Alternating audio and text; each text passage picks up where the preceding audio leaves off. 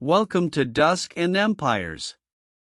Tonight, we ride with the young men, most barely 18, who carried America's secrets across 800 miles of desert and mountain, running a mail route so desperate and short-lived that history nearly forgot them entirely.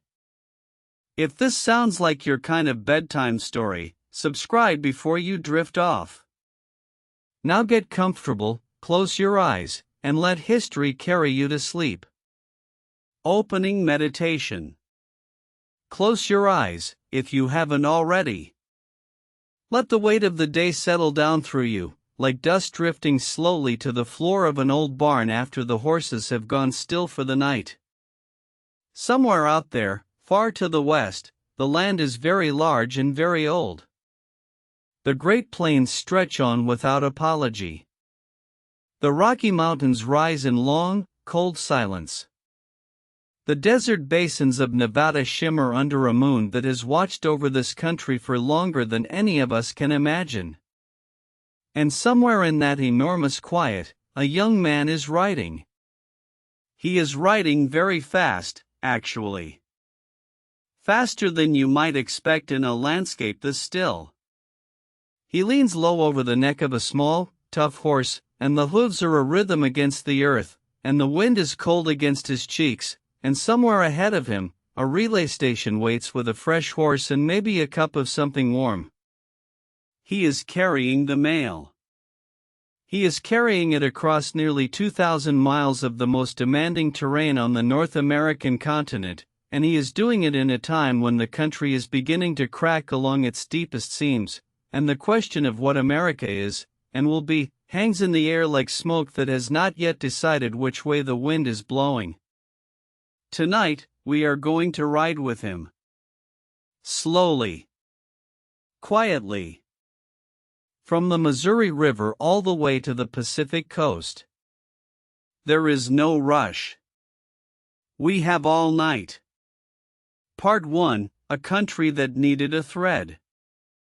Imagine standing at the edge of the Missouri River in the early weeks of 1860.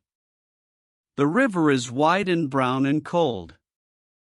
It smells of mud and distance. Behind you, the town of St. Joseph, Missouri hums with the particular energy of a place that knows it is at the edge of something. Brick buildings, telegraph wires, the sound of commerce and argument and horses shifting in their traces. A train has just arrived. People move with purpose. But ahead of you, across that dark water and into the low hills that rise to meet the western sky, the country opens up in a way that is almost impossible to describe to someone who has not stood in it. It simply goes on.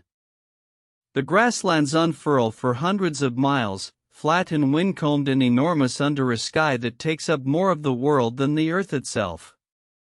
And beyond the grass, the mountains begin. Not gently. The Rockies do not introduce themselves politely. They rise up all at once, dramatic and snow-peaked and cold in a way that feels permanent, as though the cold has been there since the beginning of things and is simply waiting for anything soft to pass through so it can remind it of its own smallness. Beyond the mountains, the land drops into strange desert basins. Salt flats. Sage and alkali dust. The Great Basin of Nevada, which holds its water the way the desert holds everything, reluctantly, and only for a little while. Then the Sierra Nevada, another wall of stone and snow. And finally, if you have survived all of that, the green and golden hills of California, rolling down to a bay that the Spanish once called the door to the Pacific. In 1860, the United States of America ran from one coast to the other. It had for more than a decade. California had been a state since 1850. Oregon since 1859. There were Americans living along the Pacific coast in significant numbers, building cities, growing wealthy on trade in gold and land. But there was a problem. A very practical, very pressing problem that no one had yet managed to solve in any satisfying way. Those Americans on the West Coast were, for all practical purposes, almost completely cut off from the East. Communication was slow in a way that is genuinely difficult to understand from where we sit now, in a world where a message crosses the planet in less time than it takes to draw a breath. In 1860, a letter sent from New York to San Francisco had two main choices. It could travel by sea, around the southern tip of South America, through the Strait of Magellan, and up the Pacific coast, a journey that took anywhere from 4 to 8 months, depending on weather and luck. Or it could take the so-called overland mail route, which had been established by a man named John Butterfield in 1858, running a semi-monthly stagecoach service along a southern arc through Texas and Arizona and Southern California, a route that kept the mail moving but required a roundabout path of nearly 3,000 miles and still took about 3 weeks from start to finish. 3 weeks. For a letter. Now, in most times and places, 3 weeks for a letter is not a catastrophe. People have managed with slower news for most of human history. But 1860 was not most times and places. The country was, though few people wanted to say it out loud, beginning to fracture. The question of slavery was no longer a polite argument among senators. It had become something harder and louder and more dangerous. Abraham Lincoln was about to run for president on a platform that the Southern states regarded as an existential threat to their way of life. The political temperature was rising month by month, and in a world where news moved slowly, decisions were being made in Washington and Sacramento and Salt Lake City with wildly incomplete information about what was happening elsewhere. California was, at this moment, enormously important to the United States government. The state was wealthy and strategically vital and home to a significant portion of the nation's gold supply. It also had, like most places in 1860, a complicated population of people with different loyalties and different visions of what should happen next. There were Californians who sympathized with the Southern cause. There were Californians who felt the federal government in Washington was too distant and too slow to deserve their loyalty at all. There were serious conversations, in some circles, about whether California might not be better off as an independent republic. The federal government needed a way to reach California quickly. Not in 3 weeks. Not in 3 months. Quickly. And so, in this particular moment, with this particular urgency humming underneath everything, 3 men sat down together and began to imagine something that most people, when they first heard about it, assumed was either a joke or a fantasy. Their names were William Hepburn Russell, Alexander Majors, and William Bradford Waddell. They ran a freight and transport company called Russell, Majors and Waddell, and they had been doing business on the western trails for years. They knew the terrain. They knew the distances. They knew what horses could do and what they couldn't do. And they believed, against what many considered to be overwhelming common sense, that they could get a letter from St. Joseph, Missouri, to Sacramento, California, in 10 days. 10 days. Across nearly 2,000 miles of prairie, desert, mountain, and river. Through Pawnee and Sioux and Shoshone territory. Through passes that were sometimes closed by snow, through river crossings that could kill a horse in spring flood, through desert stretches where a man could ride for 50 miles without seeing a single tree. 10 days. They called it the Central Overland California and Pikes Peak Express Company. But the newspapers, and then the public, and then history, called it something simpler and more evocative. The Pony Express. The idea itself was not entirely new. There had been mounted courier systems for as long as there had been empires that needed to send messages faster than a man could walk.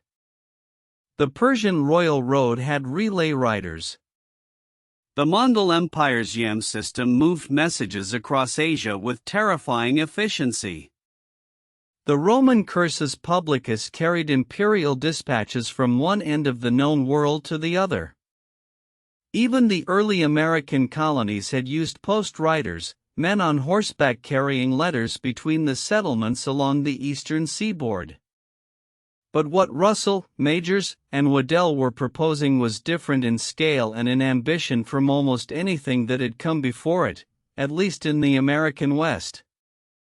They were not talking about carrying letters between established towns with comfortable roads and known routes. They were talking about threading a chain of human courage and horsemanship through the most demanding wilderness on the continent, and doing it fast enough to be genuinely useful. They had, at most, a few months to put it all together. The first ride was scheduled for April 3, 1860. That gave them perhaps 60 days to establish relay stations every 10 to 15 miles along the entire route. To purchase and position several hundred horses. To hire riders. To build or improve the stations themselves, crude structures in most cases, a single room, a stove, a bunk, a supply of hay and grain. To work out the logistics of how the mail pouch, called a mochila, would be transferred from rider to rider at each station.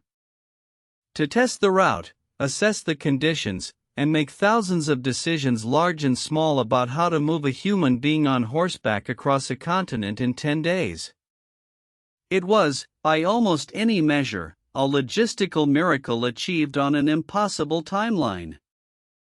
But they did it.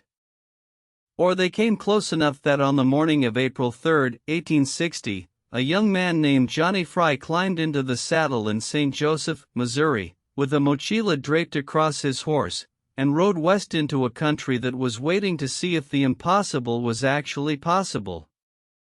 And another young man, whose name may have been James Randall or may have been Hamilton, depending on which historical account you read, set off from Sacramento going east. Two threads, moving toward each other across an enormous country. What happened next, no one could have predicted with any confidence. The country was watching. And so were we. Part 2, The Route Reading the Land. Before we follow the riders, we need to understand what they were riding through. Because the land itself is one of the great characters in this story. Not a backdrop. Not a setting. A presence, with its own moods and rhythms and dangers and extraordinary, unforgettable beauty. The Pony Express route ran roughly westward from St. Joseph, Missouri, across what is now the state of Kansas, into Nebraska, following the great arc of the Platte River Valley. The Platte is a wide, shallow, sandy river. Early travelers sometimes called it a mile wide and an inch deep, and it moves through the plains with a kind of dreamlike slowness that belies the enormous distances it covers. Along its banks, the grass is thick in spring and early summer. The cottonwood trees grow in pale, silver-barked groves that rustle in the wind with a sound like soft rain. The horizon is always very far away. But the plains are also given to sudden violence. Thunderstorms that build up in the afternoon heat and move across the flat land with terrifying speed, the kind of lightning storms where the thunder seems to come from everywhere at once and the wind drives the rain horizontally and the temperature drops 20 degrees in 10 minutes. Hailstorms that can kill horses left in the open. Floods in spring that can turn a normally manageable stream crossing into a rushing wall of cold brown water.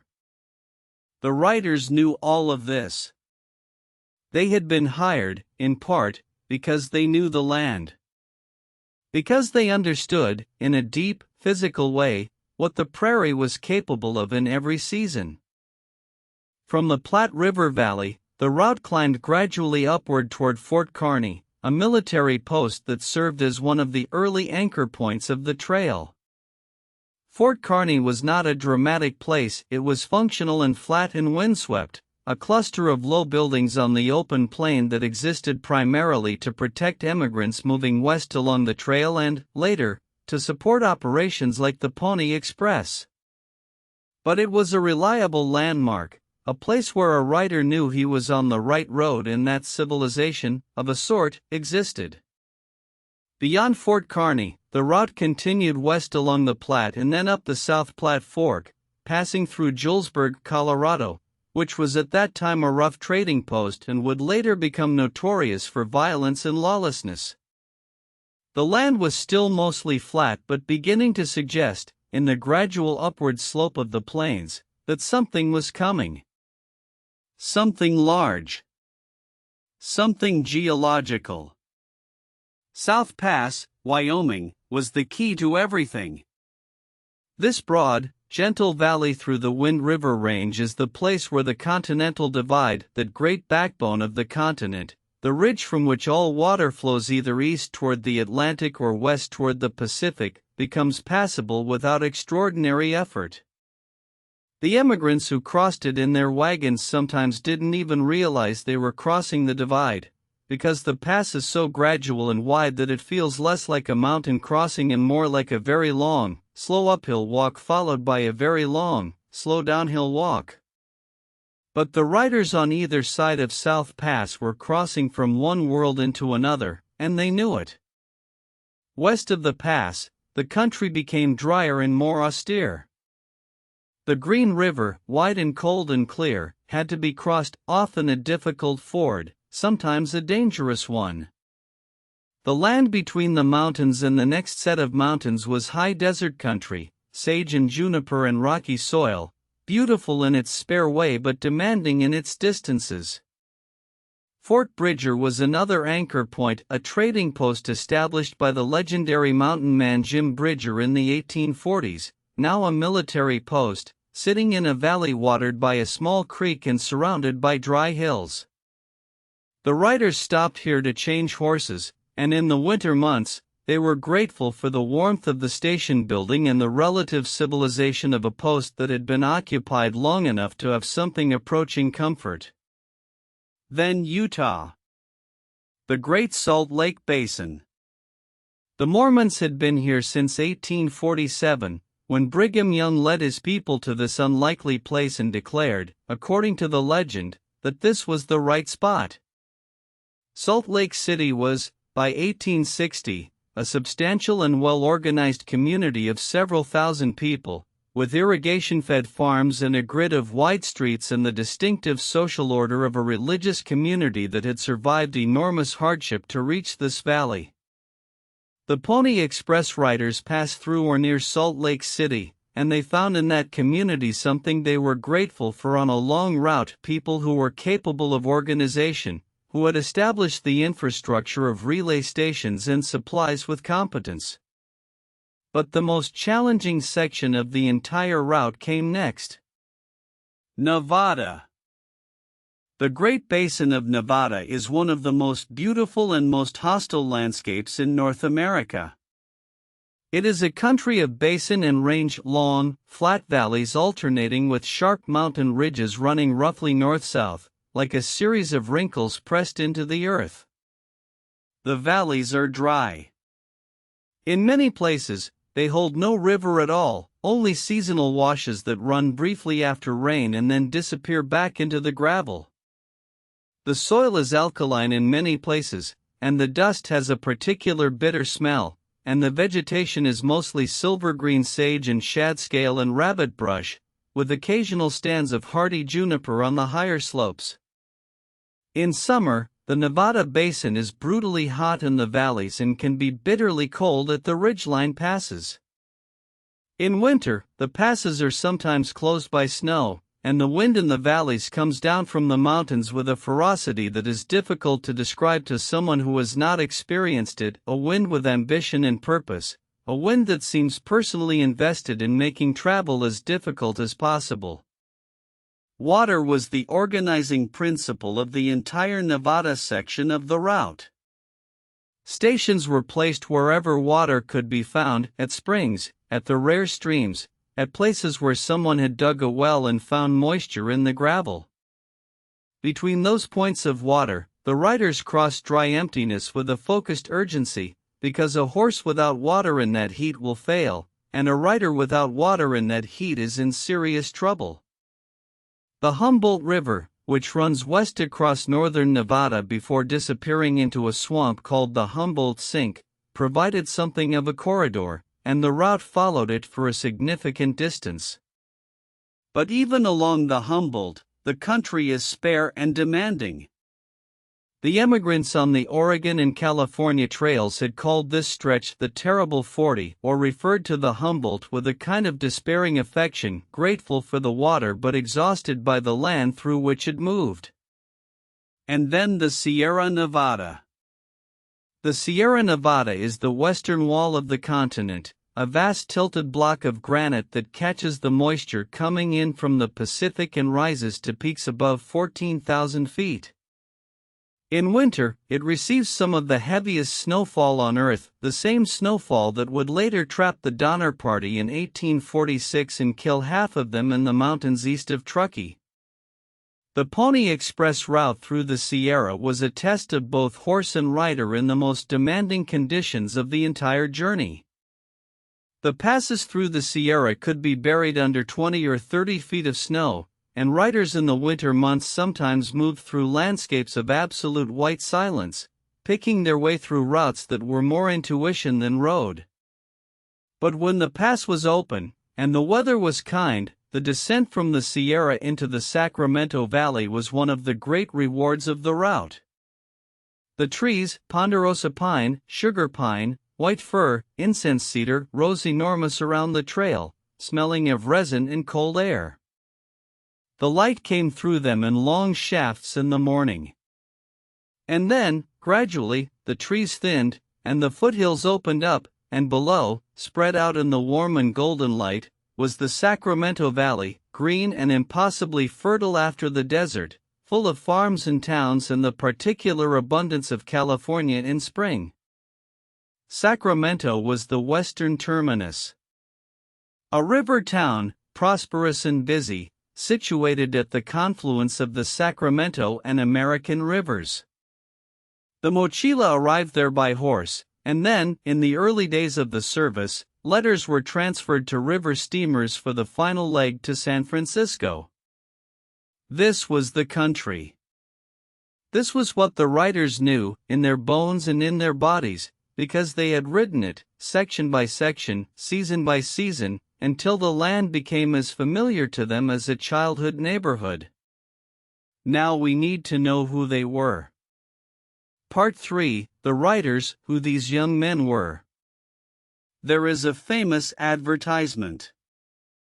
Whether it was ever actually printed in a newspaper or whether it came to exist primarily in the imagination of later storytellers is a question historians have debated with some enthusiasm. But it has become inseparable from the legend of the Pony Express, and it is worth sitting with for a moment. Wanted, young, skinny, wiry fellows not over 18. Must be expert riders, willing to risk death daily. Orphans preferred. There is something almost unbearably American about that advertisement, if you think about it for a moment. The cheerful directness of the thing.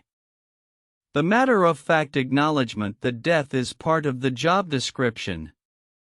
The practical preference for orphans, because orphans had no family to object, no one who would come asking difficult questions if a writer simply didn't come back. The actual recruitment process was probably somewhat less colorful than that advertisement suggests. Alexander Majors, who was the most hands-on of the three partners and a deeply religious man who had strong opinions about the moral character of the men who worked for him, was reportedly involved in interviewing and selecting writers. He required each writer to sign a pledge swearing not to use profanity, not to drink intoxicating liquors, not to quarrel or fight with other employees, and to conduct himself honestly and behave like a gentleman. He then gave each of them a small, pocket-sized Bible. Whether the writers actually kept these pledges is a question best left to the imagination. The Western trails were not noted for their sobriety or their careful use of language. But the writers themselves were, by most historical accounts, remarkable young men. Not remarkable in the way that generals or presidents are remarkable, not polished or well-connected or educated in any formal sense. Remarkable in the way that the land itself had made them, physically capable, self-reliant, comfortable with solitude and danger, skilled at reading weather and terrain, gifted with horses in a way that went beyond technique into something closer to communication. They were young. Most of them were between 18 and 25. Some were younger. There is reason to believe that at least a few writers were in their mid-teens, though the company officially discouraged this. They were, almost universally, slender because every pound a writer carried slowed the horse, and they were, almost universally, experienced horsemen who had grown up in environments where riding was as natural as walking. The company eventually employed somewhere between 80 and 200 riders, depending on the period and the accounting, spread out along the full length of the route. Each rider was responsible for a section of the trail, typically between 75 and 100 miles, which he would cover in one direction or both directions depending on the schedule. He would ride to the far end of his section and then, often, rest briefly before riding back when the mail came through from the other direction. Let us meet some of them by name, because they deserve to be known as individuals, not simply as archetypes of courage.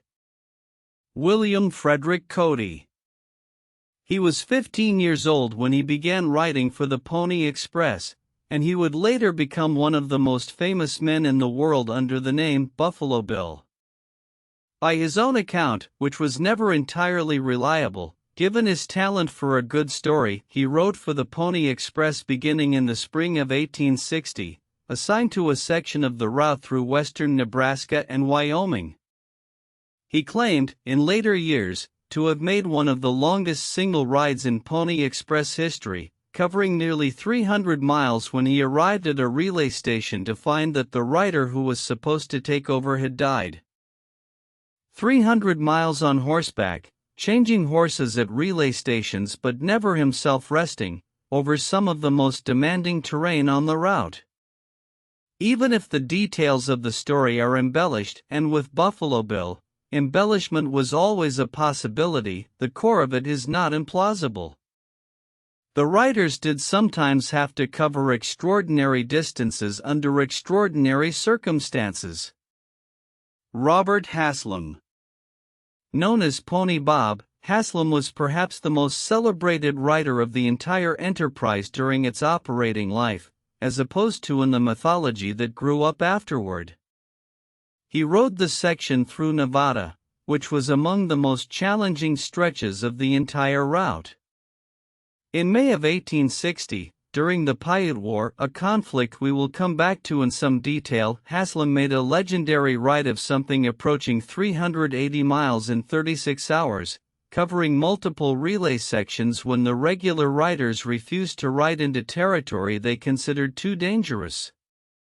He did this despite having been struck in the face by an arrow at some point during the crisis, reportedly breaking his jaw, and despite riding through hostile territory on routes where several stations had been attacked and relay station workers killed.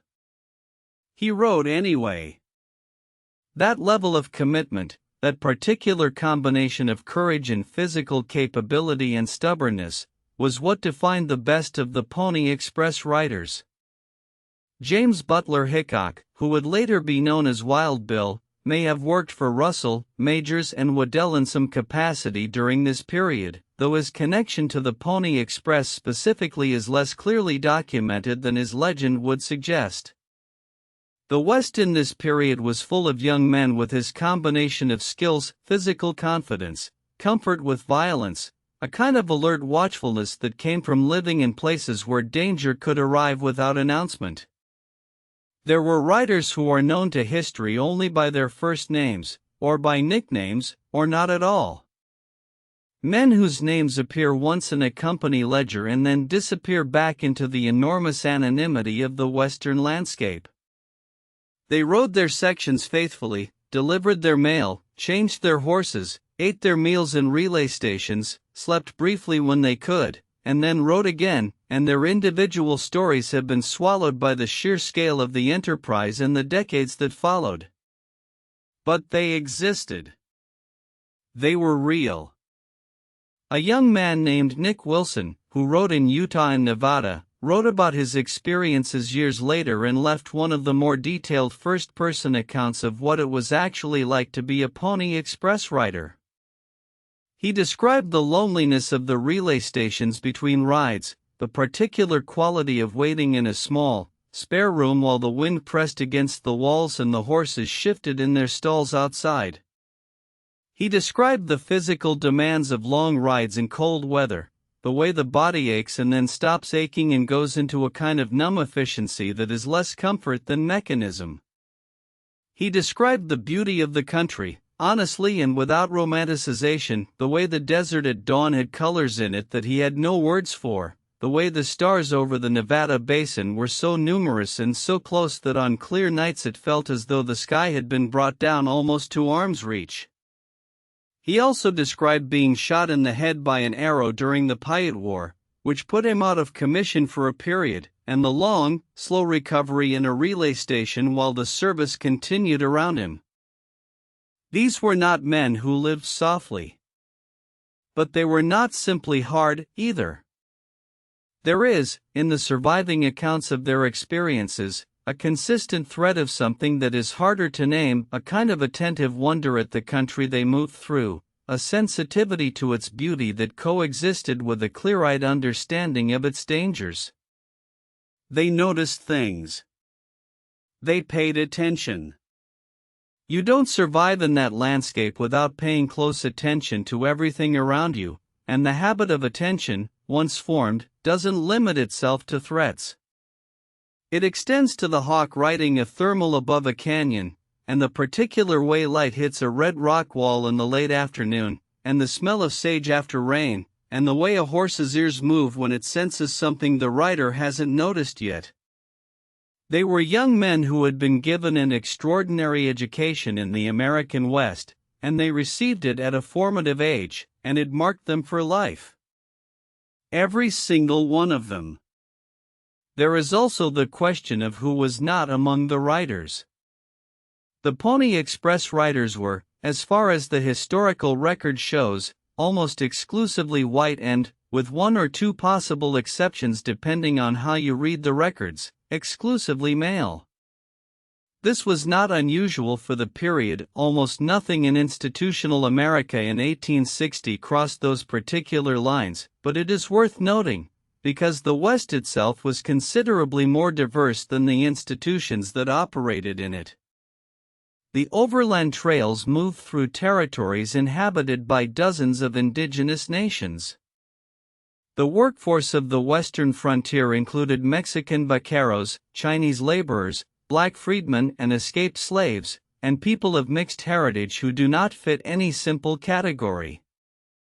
The Pony Express as a company operated within the racial assumptions of its time, and those assumptions excluded most people from the role of rider even if many of those same people had skills that would have been more than adequate for the job.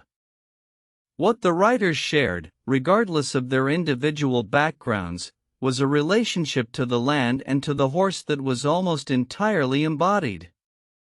This was not an intellectual understanding. It was a physical one, accumulated through years of riding in all conditions, of reading the terrain through the seat of the saddle and the behavior of the horse, of knowing, without quite knowing how they knew, when a storm was coming or when a river was running higher than it looked or when a horse was beginning to tire in a way that required adjustment rather than encouragement. That knowledge was the real qualification for the job. That, and the willingness to ride alone into whatever came next. Part 4, the mochila and the mail, what they carried. Picture a square of heavy, tan leather, cut and stitched with care. It is roughly the size of a large saddle blanket, designed to drape over the horse's saddle in such a way that it hangs down on both sides. At each of the four corners of this leather drape, there is a cantina, a small, hard leather box, almost like a flap with a lock. These four boxes are the heart of the enterprise. The mochila. The word is Spanish, meaning pouch or knapsack, and it is the central object of the entire Pony Express story. Not the horses, not the riders, though they were irreplaceable. The mochila was the thing that mattered, the vessel that held the reason for everything else. At each relay station, when a new rider mounted a fresh horse, the mochila was lifted from the old saddle and draped over the new one in a matter of seconds. The transfer was designed to be fast, practiced until it was nearly automatic. A good mochila transfer took less than 2 minutes. The goal was under 1 minute. Every second counted across a 10-day journey. 3 of the 4 cantinas were locked, and the keys were held at the endpoints of the route. The mail inside them would not be touched, could not be touched, until the mochila arrived at its destination. The 4th cantina was unlocked and contained the waybill, the documentation showing when the mochila had departed from each station and when it had arrived, a running record of the journey. The amount of mail the mochila could carry was strictly limited by weight. The earliest mochilas could carry perhaps 20 pounds of mail. Later designs were refined to be lighter and more efficient. The price of sending a letter by Pony Express was, at the beginning, $5 per half ounce, an enormous sum in 1860, when a laborer might earn $1 a day and a skilled craftsman might earn $2. The price was later reduced to $1 per half ounce, which was still expensive but more accessible. The letters themselves were written on thin paper, the thinnest paper available, specifically to reduce weight. The envelopes were lightweight. Every fraction of an ounce mattered. There was a particular kind of paper that became known as tissue paper in the context of the Pony Express, thin enough to see light through, that became the preferred medium for anyone who wanted their message to reach California quickly. Who sent letters by Pony Express? Primarily people for whom speed was worth the expense. Businessmen with time-sensitive transactions. Lawyers with legal documents. Newspapers, who paid to have summaries of the latest Eastern news sent west so that California papers could print it before the slower stagecoach mail arrived. The federal government, which used the Pony Express for official communications of high importance. Occasionally, private individuals for whom the news they were sending, news of a death, a birth, a business disaster or opportunity, was simply too urgent to wait 3 weeks for the slower alternatives. In the very first mochila to make the westward run in April of 1860, there were reportedly 49 letters, 5 private telegrams, and a number of newspapers printed on the special thin paper. Not a large load, by weight or by number. But the significance of what was inside those locked cantinas far exceeded its physical volume. Some of the most historically important communications sent by Pony Express in its brief life were political. As the country moved toward its breaking point through 1860, news from Washington about Lincoln's election, about the debates in Congress, about the movements and decisions of the southern states, moved west through those locked leather boxes on the backs of tired but willing horses. California's political leadership received the news of Lincoln's election within days rather than weeks, and while the specific effect of that speed on California's ultimate decision to remain loyal to the Union is difficult to measure precisely, historians have generally agreed that the Pony Express played a role in keeping the western states connected to the federal government during the most dangerous period of political crisis. There were also personal letters. Notes from husbands to wives who had gone ahead to California on the overland trails. Letters from parents to children who had left home to seek gold or opportunity on the Pacific coast. The ordinary and the extraordinary mixed together in those 4 small locked boxes. The relay stations that supported the Mochila's journey deserved their own moment of attention. There were approximately 157 stations along the route, spaced roughly 10 to 15 miles apart, roughly the distance a horse could run at full speed before needing to be changed. Some of these stations were substantial structures, small stone or adobe buildings with stables, a water source, a storeroom for hay and grain and supplies, and sleeping quarters for the station keeper and his assistants. These larger stations were called home stations, and a rider could expect to find something approximating a meal there and a place to rest between rides. But many of the relay stations were much more spare. A single adobe or log room, barely large enough for a man to stand upright in. A rough corral for the horses. A supply of water and hay. A station keeper, often a single man, sometimes 2, living in almost complete isolation in the middle of a vast and often hostile landscape, waiting for the sound of hoofbeats that meant a rider was coming and a mochila needed to be ready for transfer. The life of a station keeper was in some ways more demanding and more lonely than the life of a rider. The rider, at least, was moving. He had the company of his own momentum, the constant novelty of the trail, the physical engagement of riding. The station keeper waited. In a small, often cold room, in a landscape that in many sections offered no other human company for 20 miles in any direction, he waited for the horses to need feeding and for the riders to come through and for another day to end. These men, and it was always men, had been hired for their ability to handle horses, to maintain a supply of feed and water intact, and to hold a station together under whatever circumstances arose. Some of them had been there since before the Pony Express began, having worked on the earlier freight routes that Russell, Majors, and Waddell operated. Others were hired specifically for the Pony Express and had no previous experience of this particular kind of solitary frontier life. Some of them did not survive it.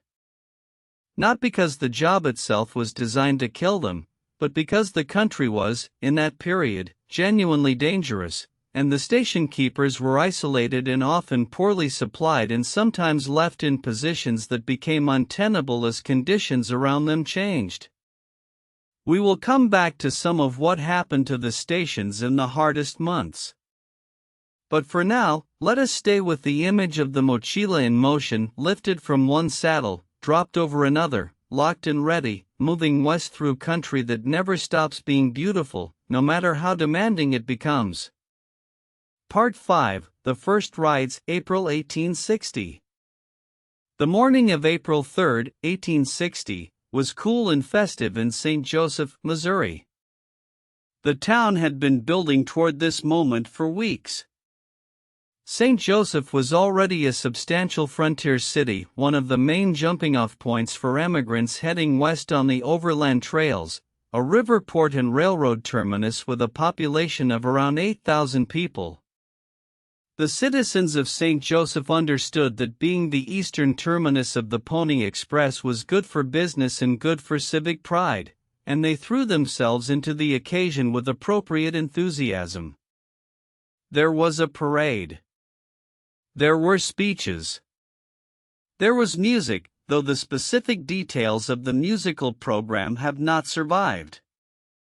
There was a crowd gathered at the Petit House, a grand hotel that served as the central offices for the Pony Express, and at the waterfront, where a small steamer was ready to carry the first rider and his horse across the Missouri River to begin the overland portion of the journey.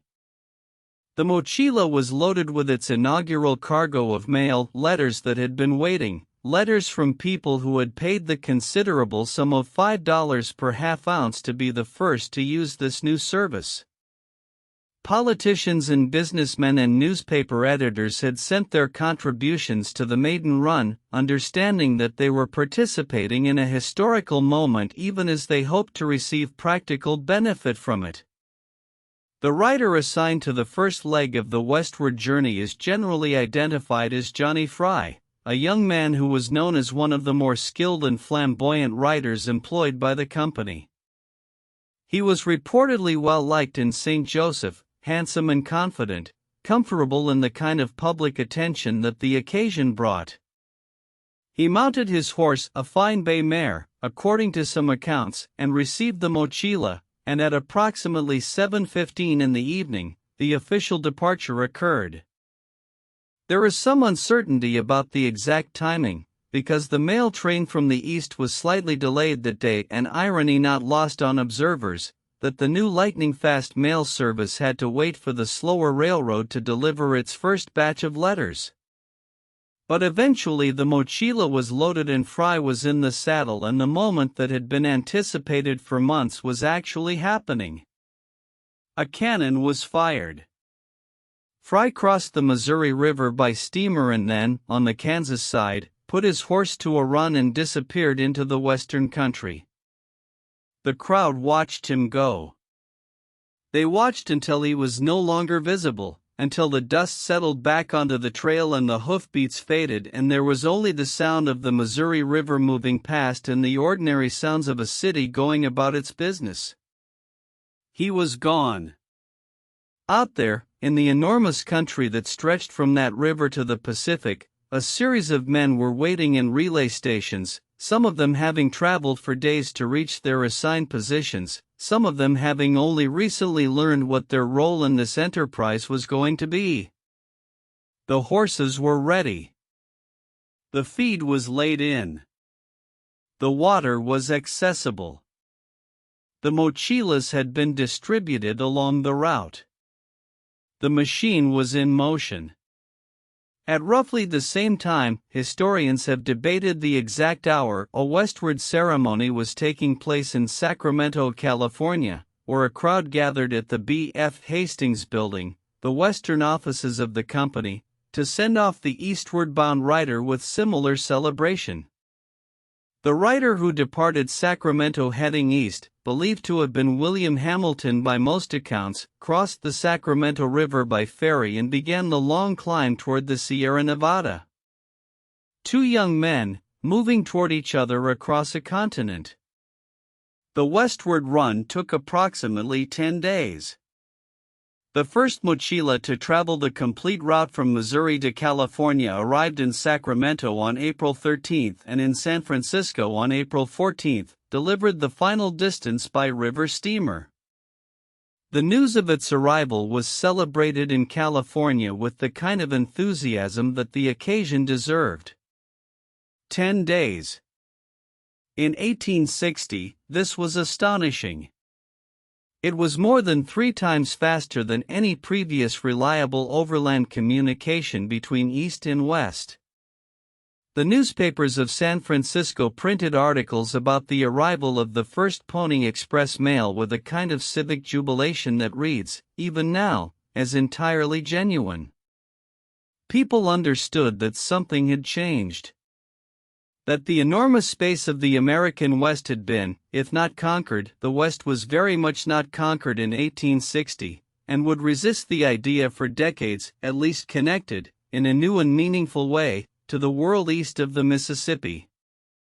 The eastward run took approximately 11 days on that first trip, the slight difference attributed to the challenge of climbing the Sierra Nevada from the western side and to the generally more difficult terrain of the California and Nevada portions of the route when traveling east.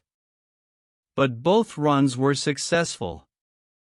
The first mochilas arrived. The mail was delivered. The experiment had worked.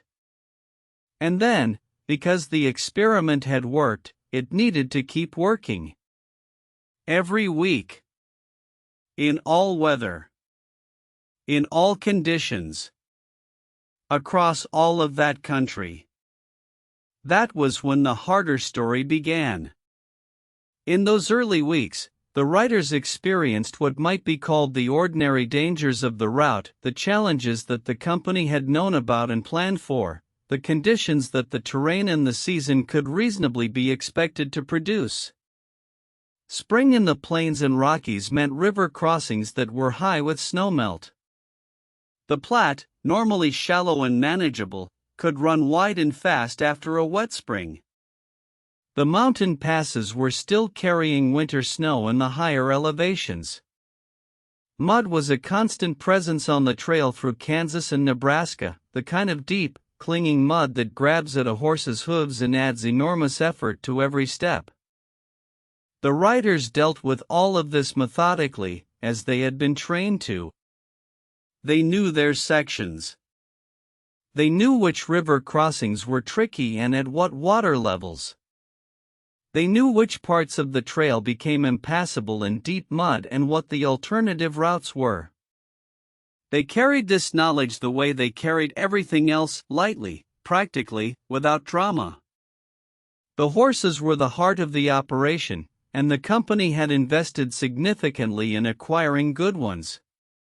The horses used for the Pony Express were not the heavy draft animals used for freight wagons, nor the larger thoroughbreds bred for racing. They were medium-sized, compact, tough horses of mixed breeding, partly the hardy Mustang strains that had been running wild on the western plains for 2 centuries, partly the stocker breeds that emigrants had brought west, partly whatever local horses had proved themselves capable on difficult terrain. In the Great Basin and the mountain sections, smaller horses were preferred. They handled the rocky terrain better and consumed less water and feed. In the plains sections, where the terrain was smoother and distances between stations were sometimes longer, a somewhat larger horse was useful for the straightforward galloping that the flat ground encouraged. The company eventually purchased somewhere between 400 and 500 horses for the route. Many of these horses are now as nameless and anonymous as many of the riders. But they were essential, the biological machinery on which everything else depended. A rider was only as fast as his horse, and the horses were changed at every station specifically so that they were never asked to give more than they could reasonably give in a 10 to 15 mile stretch. This, paradoxically, is one of the more humane aspects of the Pony Express. While the horses certainly worked hard during their individual sections, the relay system meant that no single horse was asked to carry mail for more than a fraction of the total distance. The riders were the ones who accumulated fatigue. The horses, by design, were always fresh. Or as fresh as a horse in active service in the American West could be. Part 6, The Piute War, When the Land Pushed Back. The Pony Express had been running for barely a month when the world it moved through changed sharply. In early May of 1860, violence erupted in western Nevada between settlers and members of the Northern Piute Nation, and what followed was a conflict that nearly ended the Pony Express before it had properly begun.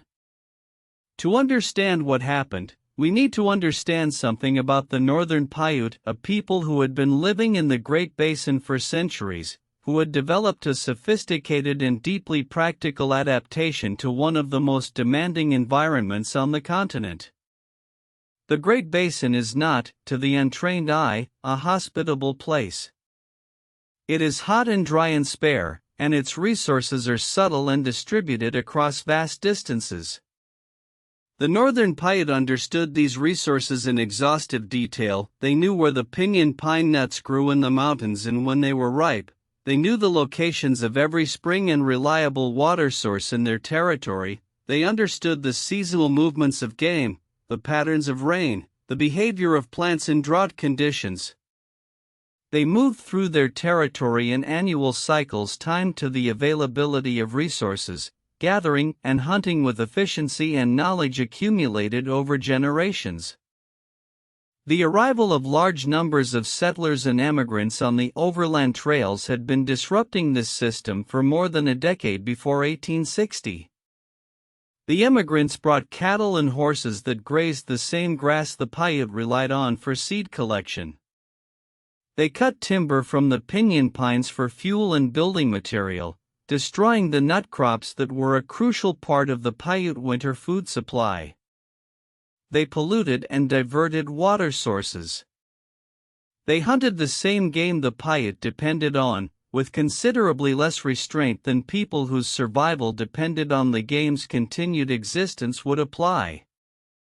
The Paiute people were not passive in the face of this pressure. They had been in conflict with emigrants and settlers in various ways and at various intensities for years. But the events of May 1860 brought the conflict to a new and decisive level.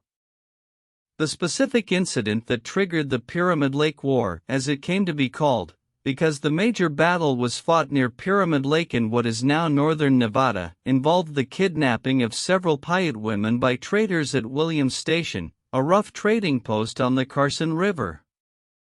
The details of exactly what happened are contested, as the details of such incidents almost always are when the two sides have fundamentally different perspectives and the historical record was written primarily by the side with more writers.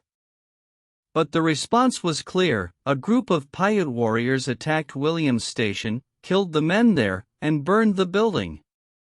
Word of the attack spread rapidly through the settler communities of the region, amplified by the kind of fear and rumor that tends to spread rapidly in communities that are already aware of their vulnerability.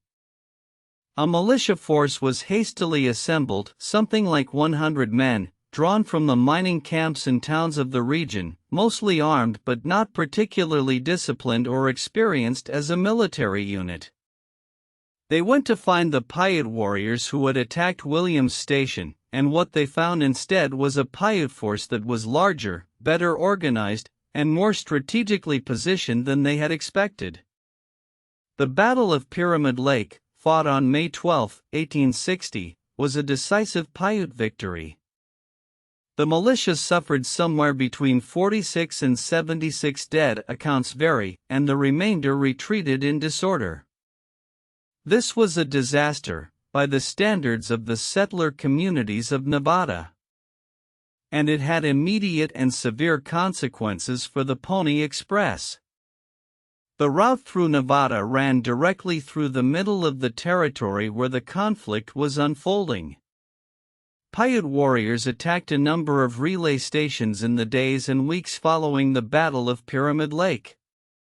Several station keepers were killed. Several stations were burned. The horses that had been at those stations were driven off or killed.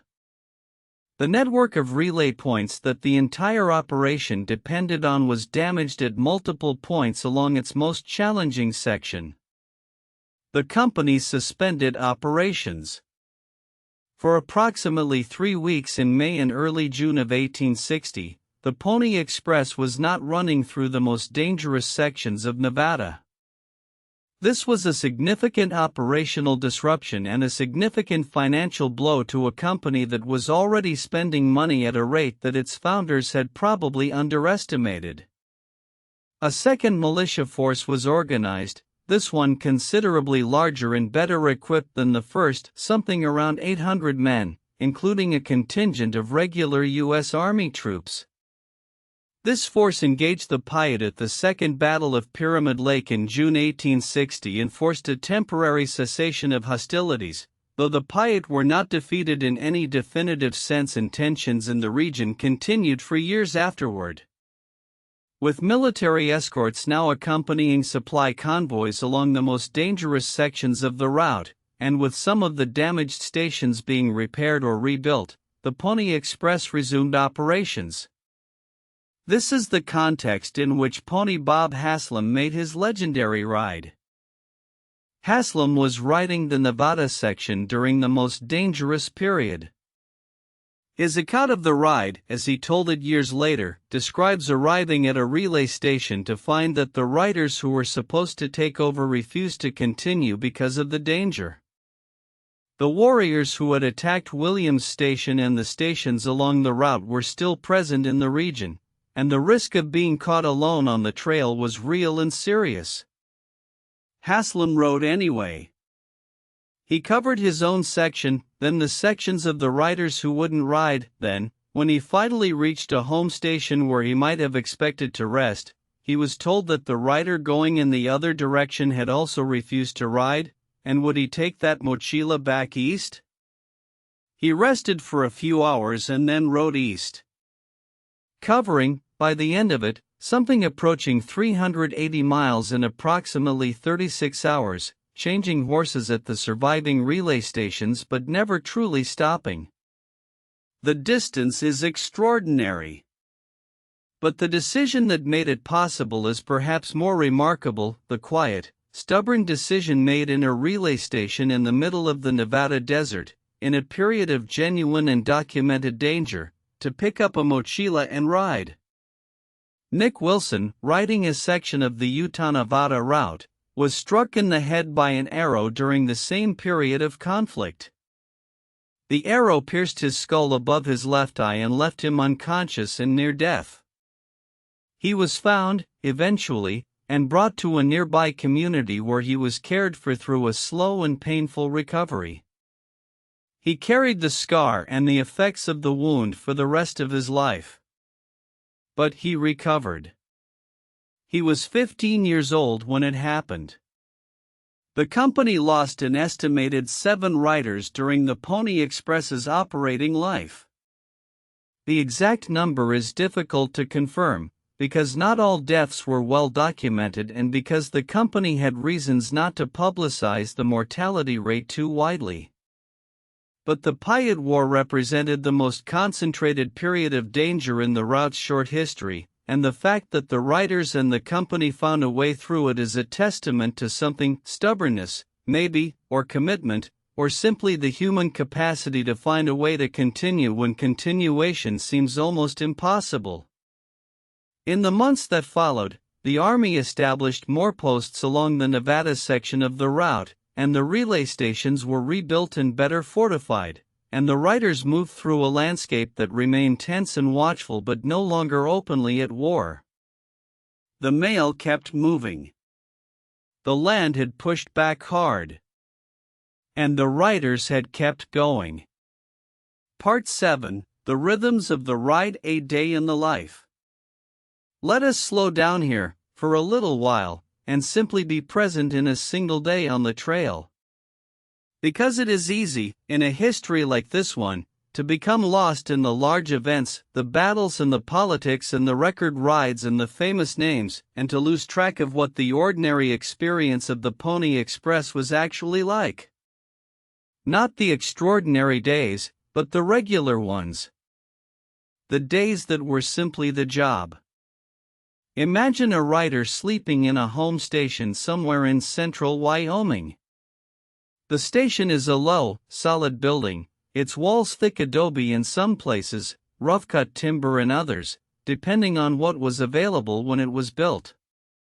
The roof is low and the windows are small, more for defense than for light. There is a stove in the center of the main room, and the stove has been burning all night, and the room has a warmth that is specific to spaces heated by wood in cold climates, a warmth that feels earned, that feels like it costs something to produce and ought to be appreciated. The rider wakes before dawn. It is not a gentle waking. There is no luxury of lying still and letting consciousness return slowly. The schedule is the schedule. The mochila will come through at a certain hour, and the rider needs to be awake, dressed, fed, and in the saddle before that hour arrives. He eats whatever the station keeper has available. In better provision stations, this might be salt pork and beans, biscuits, coffee. At less well-supplied stations, it might be considerably more basic: hardtack and jerked meat and whatever can be brewed that passes for coffee. The rider eats without much ceremony, because the eating is also just the job, just the maintenance of the machine that will carry the mochila. He goes out to check his horse. This is the first moment of the day that has any quality of pleasure in it. The horse is standing in its stall, and the horse is warm, and its breath makes small clouds in the cold pre-dawn air, and the smell of a horse stable in the morning, hay and manure and horse sweat and leather, is a smell that the writers knew as well as any smell on earth, and most of them found it comforting. He checks the horse's feet first. A loose shoe, a stone wedged in the hoof, a small cut that has become infected, any of these things can turn a sound horse lame in the middle of a section, and a lame horse in the middle of the Wyoming desert is a serious problem. He checks the saddle and the girth. He checks the bridle and the bit. He checks the horse's legs for heat or swelling that might indicate an injury developing. The horse is fine. They usually are. The company has invested real money in these animals, and the station keepers have real incentive to keep them healthy. And then the sound comes. Distant at first, almost too faint to be sure of. But he is sure. He has been listening for it. It is the sound of hooves on the trail, coming from the east, moving fast. The horse in the stall hears it too and shifts, ears pricked, aware that something is about to happen. The rider moves to the door of the station and steps outside. The sky is lightening in the east, not quite dawn yet, but the darkness has thinned, and the hills to the east are beginning to separate themselves from the sky in long, dark shapes. The wind is cold. The sage on the hillside smells sharp and clean, the way sage always smells in the cold before sunrise. The sound of hooves grows louder. The incoming rider appears around a bend in the trail, a figure bent low over a horse that is running, really running, with the particular urgency of an animal that has been asked to give everything for the last 10 miles. The horse's sides are heaving. Steam rises from its neck and flanks. The incoming rider pulls up at the station and is out of the saddle almost before the horse has fully stopped. The mochila comes off in one practiced motion. The fresh horse, already saddled and standing at the hitching post, gets the mochila draped over its saddle. The departing rider checks that the cantinas are properly positioned and mounts. The whole thing takes less than 2 minutes on a good day. And then he is running. His horse, fresh and eager, moving at a pace that is genuinely startling if you are not used to it, not a casual canter, but a working gallop, ground-eating and rhythmic, the rhythm of hooves on the earth, a sound that carries a long way in the morning stillness. The departing rider disappears to the west. The incoming rider leads his exhausted horse into the stable. The station keeper watches them both go and returns to whatever he was doing. The mochila is moving again. For the rider, who is now somewhere west of the station, the next several hours unfold in a particular quality of focused attention. He is reading the trail constantly, looking for soft spots, for ice in the shadowed sections in winter, for mud after rain, for the subtle changes in terrain that indicate a river crossing coming up or a long uphill grade.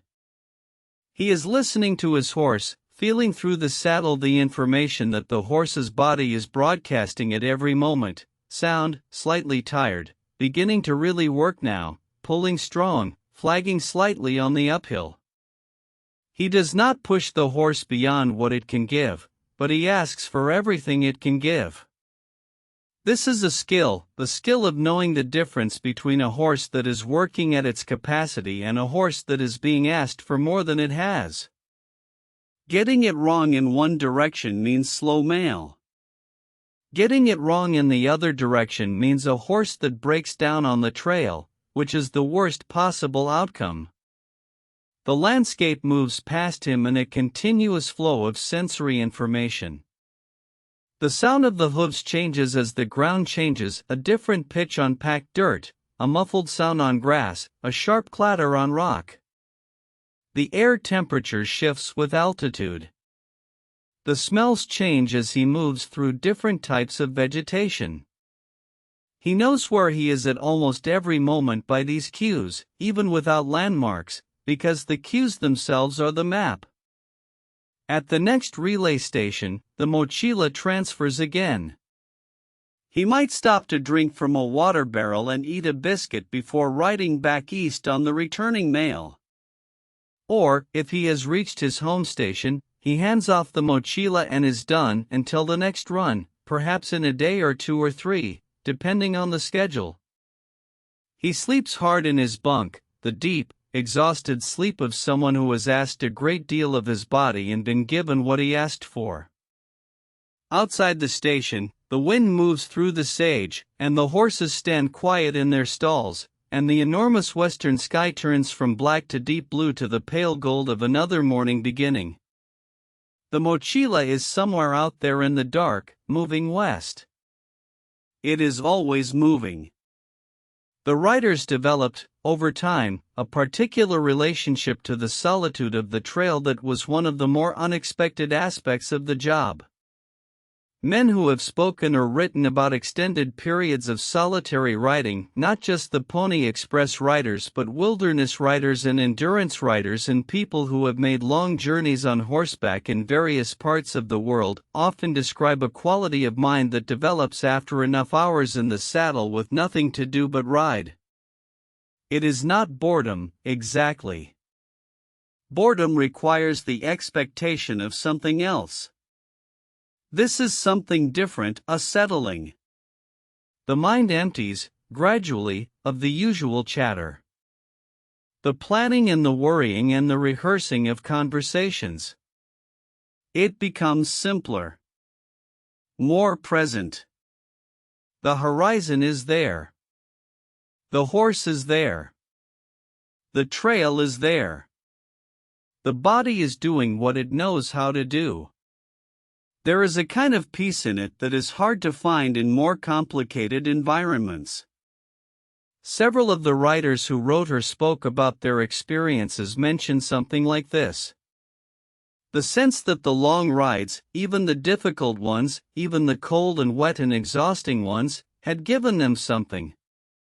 A quality of attention. A relationship to the present moment. A sense of their own smallness in a landscape that was vast and ancient and indifferent and somehow, for all of that, deeply beautiful. They were young men being educated by one of the finest classrooms in the world. And the course was moving very fast. Part 8, Winter, the hardest season.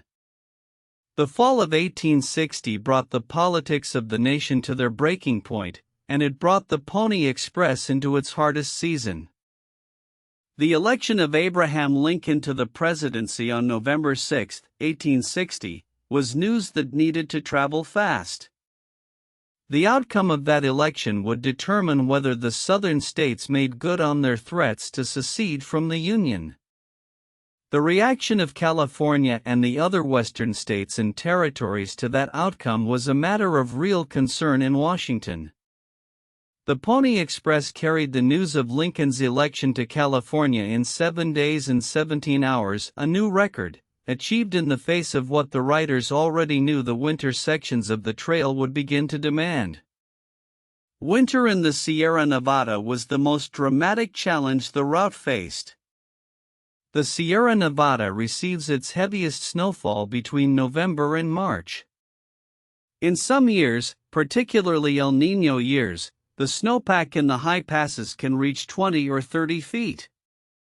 The passes that the Pony Express route used, Carson Pass, or the route through Strawberry Valley and the Echo Summit area, could be completely buried under snow of a depth that made them impassable by any ordinary means. The writers who covered the Sierra sections in winter were, by any reasonable measure, doing something extraordinary. They rode horses through conditions where horses can barely function, deep, crusted snow that breaks under a horse's hooves with every step, sending the animal floundering, sometimes sinking to its chest. In extreme conditions, the horses were replaced by mules, which handle snow and rocky terrain somewhat better. In the very worst conditions, riders moved on foot, on snowshoes, carrying the mochila on their backs.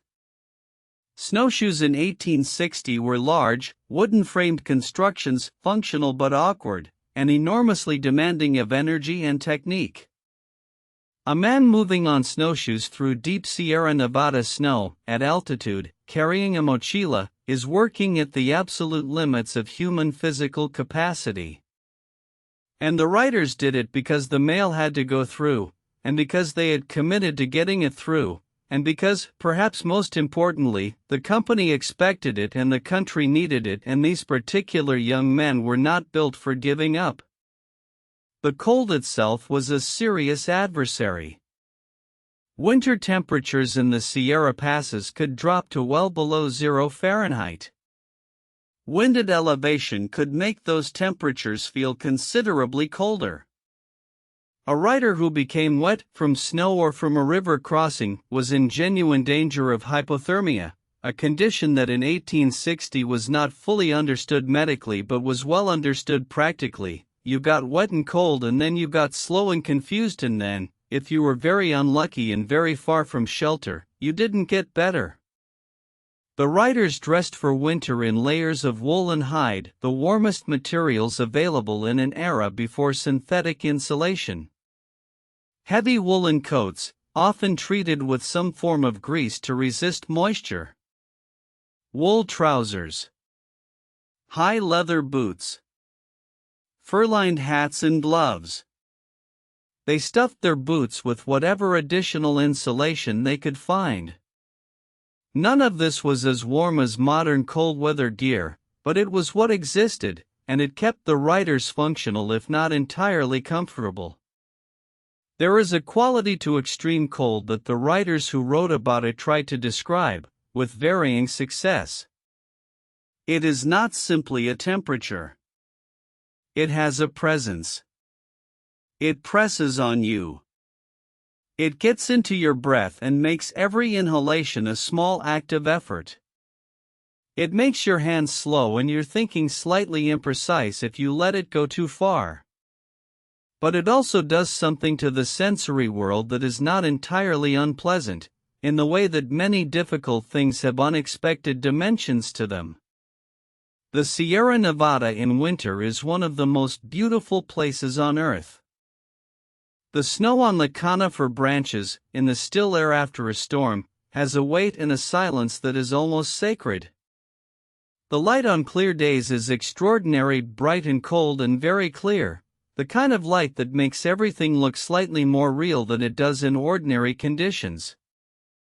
The shadows on the snow are blue, a blue that has no equivalent elsewhere. The sound of a horse's hooves on crusted snow has a particular hollow, precise quality that carries a long way in the cold air.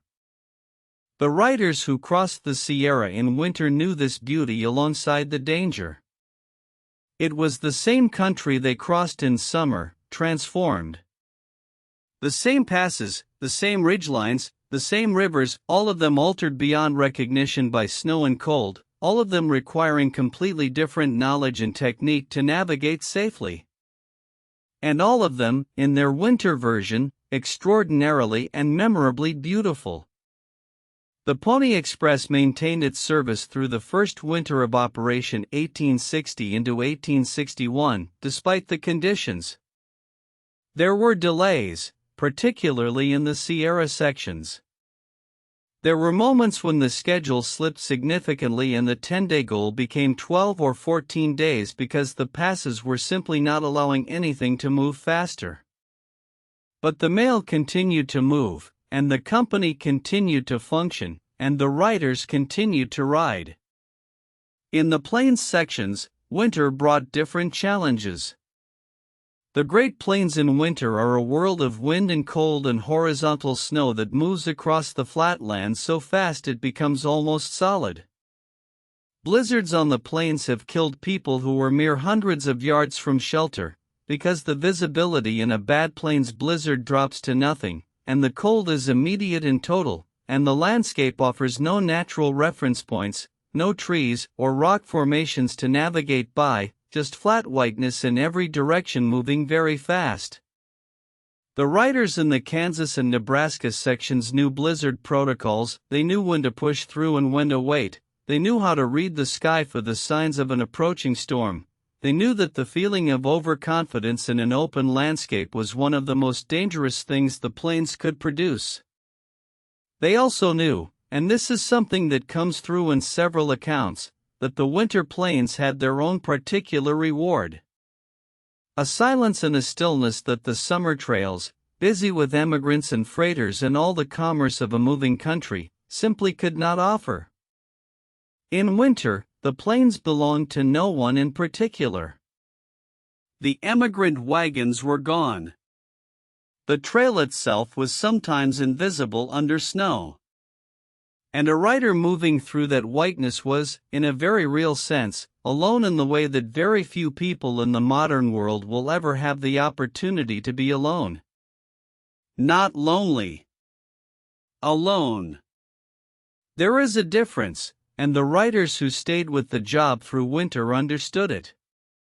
The company was bleeding money. But it kept writing. Because the writers didn't concern themselves with the company's finances. That was not their job.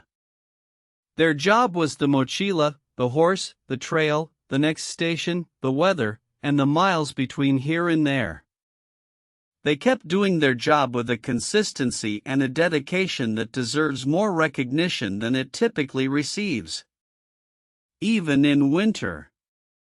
Especially in winter. Part 9, the telegraph moves west and ending on the horizon. Even as the Pony Express riders were making their winter crossings and the company was struggling with its finances, something else was moving across the country. Something faster than any horse, faster than any man, faster than any mechanism that had yet been applied to the problem of communication across long distances. The telegraph. Samuel Morse had demonstrated his electromagnetic telegraph in 1844, and in the 16 years since then, the technology had spread across the eastern United States with remarkable speed. By 1860, there were telegraph lines connecting most of the major cities east of the Mississippi. A message that would have taken weeks to carry by mail could be transmitted in minutes by telegraph, tapped out in Morse code by an operator at one end and received at the other end almost instantaneously. In 1860, Congress passed the Pacific Telegraph Act, authorizing the construction of a transcontinental telegraph line and providing a subsidy to the companies that would build it. Two companies received contracts, the Western Union Telegraph Company, building westward from Omaha, and the Overland Telegraph Company, building eastward from Carson City, Nevada. The construction began in earnest in the summer of 1861. And the Pony Express riders watched it come. They watched the survey crews moving through sections of the country they knew intimately. They watched the pole cutters working in the mountain forests. They watched the wire-stringing crews laying the first transcontinental telegraph line along a route that paralleled, in many sections, the same trail they rode every week. The riders understood what this meant. It did not take great insight to understand that when a message could be sent from Missouri to California in minutes rather than days, there would be no reason to pay a young man on a horse to carry it in 10. And yet, the writers kept writing.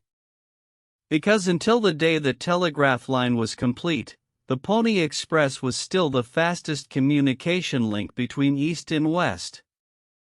And because the line was not complete yet. And because the mochila was still out there on the trail, moving. There is something poignant about this period, the summer and fall of 1861, when the Pony Express was still operating and the telegraph lines were advancing from both ends toward a meeting somewhere in the middle. The writers of those months were writing in a kind of compressed time, a window of significance that they may or may not have fully understood was closing. The Civil War had begun that spring. The attack on Fort Sumter on April 12, 1861, had begun the conflict that the political crises of the previous year had been building toward. The news of the attack had been carried west by Pony Express in approximately 7 days, one of the most consequential pieces of news the service ever carried, and one of the fastest deliveries it ever made, as though the writers themselves understood the urgency of what they were carrying. California responded to the news of secession and war with a decision to remain in the Union, a decision that was shaped, in part, by the quality and speed of communication with the federal government that the Pony Express had helped maintain during the preceding year. Governor John Downey's government was eventually succeeded by a more firmly pro-Union administration, and California's gold and resources remained available to the Union cause throughout the war. Whether the Pony Express was genuinely decisive in keeping California loyal is a question historians continue to debate. The service's defenders point to the speed and consistency of communication it provided during the critical months of 1860 and early 1861. Its critics note that California's economic ties to the Union were strong regardless, and that other factors were at least as important.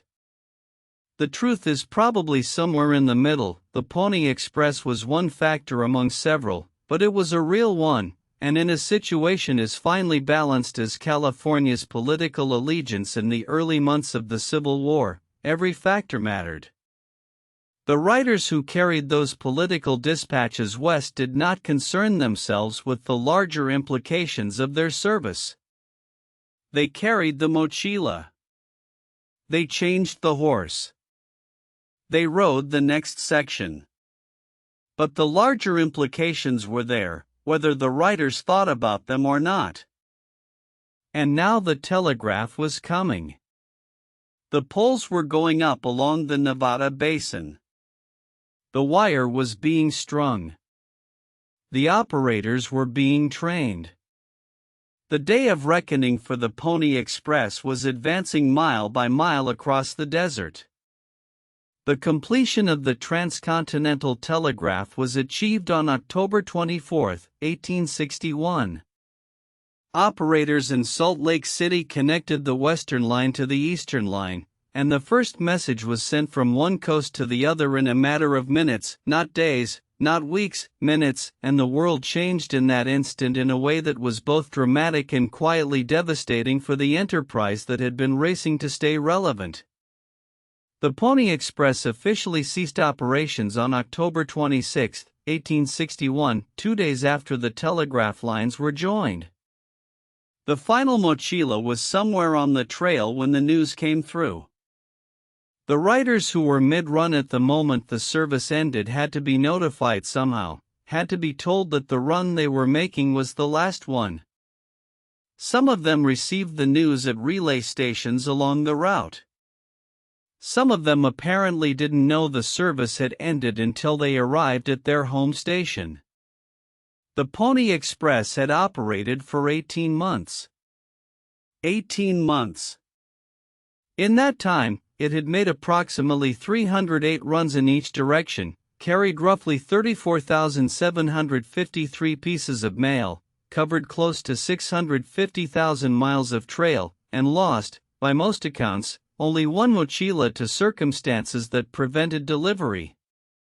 The record for reliability, given the conditions, is remarkable. The record for speed, in the context of its time, was unequaled. And the company that had made it all possible was bankrupt. Part 10, The End of Russell, Majors and Waddell, A Complicated Legacy.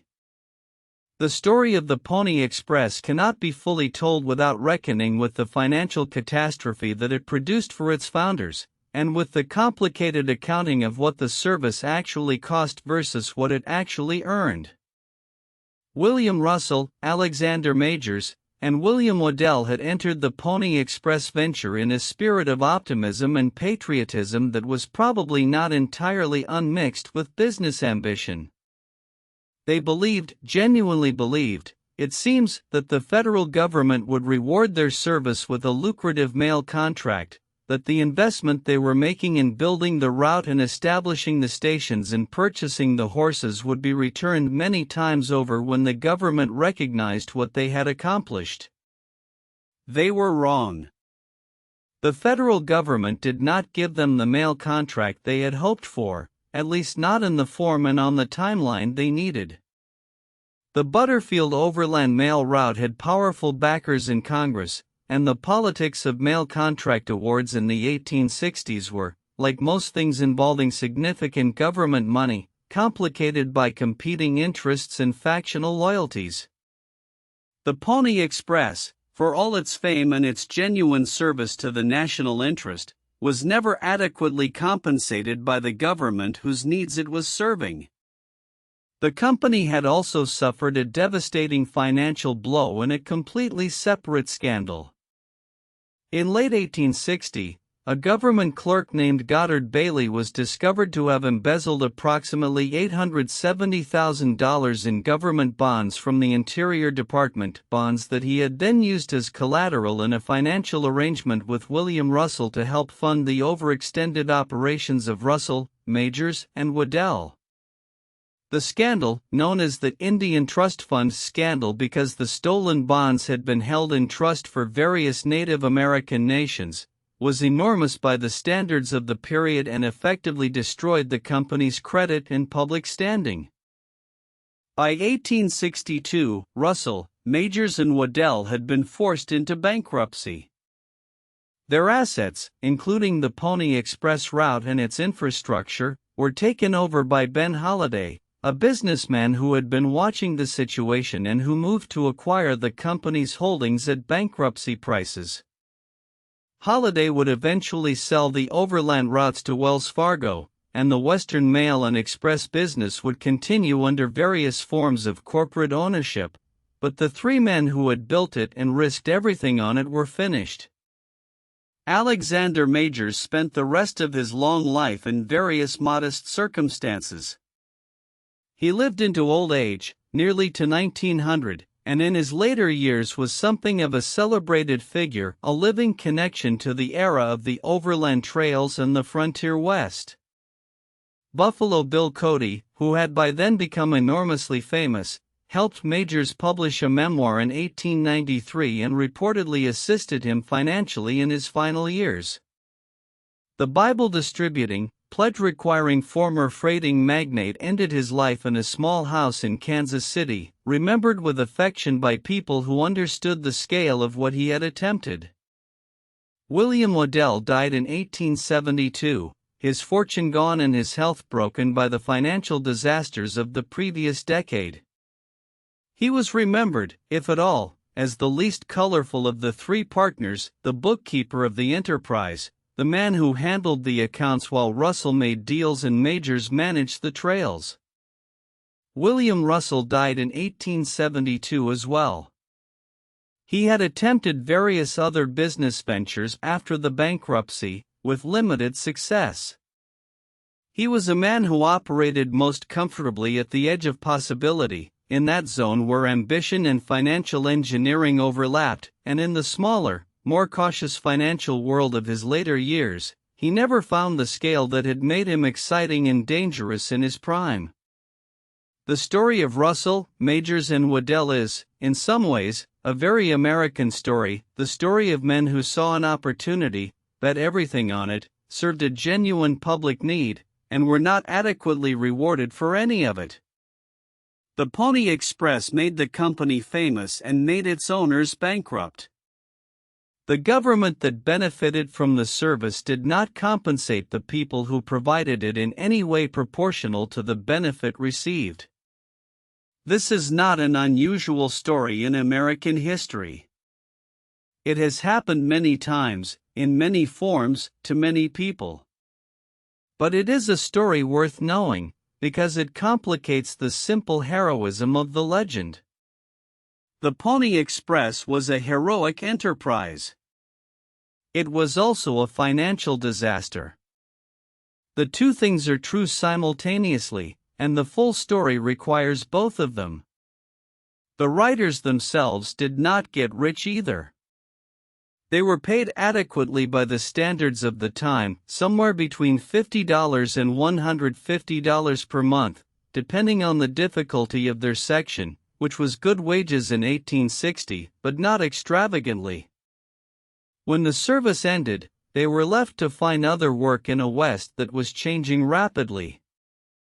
Many of them did fine. The skills they had developed, horsemanship, navigation, comfort with the Western landscape, were useful in a variety of occupations. Some became scouts or guides. Some became ranchers. Some went on to serve in the Civil War.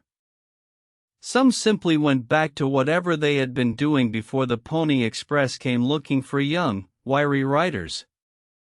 A few of them became famous, though rarely for their Pony Express service alone.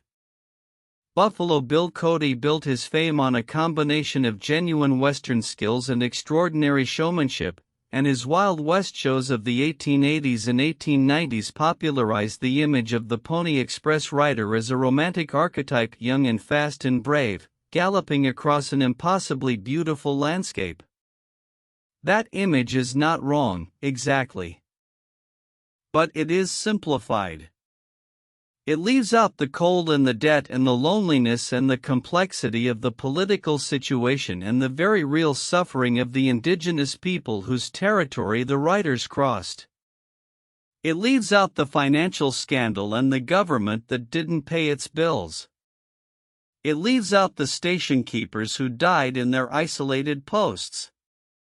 It leaves out the complicated humanity of real people living real lives. The simplified image is easier to love, and love it people did and continue to do. The Pony Express occupies a special place in the American imagination, a place that is about youth and speed and the particular glory of a moment when individual courage and a good horse and a clear run of country could still matter in the outcome of things. That moment was real. And the men who lived it deserved to be remembered in their full complexity, not just as archetypes on a postage stamp. Part 11, The Land Remembers What Remains. The trail is still there. Not all of it, not in the sense of a continuous path you could follow from St. Joseph to Sacramento without interruption. But in sections. In places where the land has not been plowed or paved or built over, where the terrain was simply too steep or too rocky or too remote to invite the kind of development that erases history. In central Nevada, there are stretches of the original Pony Express Trail where you can still see the shallow depression in the desert floor where tens of thousands of hoofbeats pressed the ground down slightly over the years of the overland era. The vegetation is different in that depression, slightly. The soil chemistry has been altered by the passage of animals and people and goods, and different plants grow there than in the undisturbed desert on either side. If you know what you are looking for, you can see it. The sites of many relay stations are marked, some with interpretive signs, some with more substantial preservation efforts, some with nothing more than a pile of stones that a careful eye can recognize as the remnants of a wall.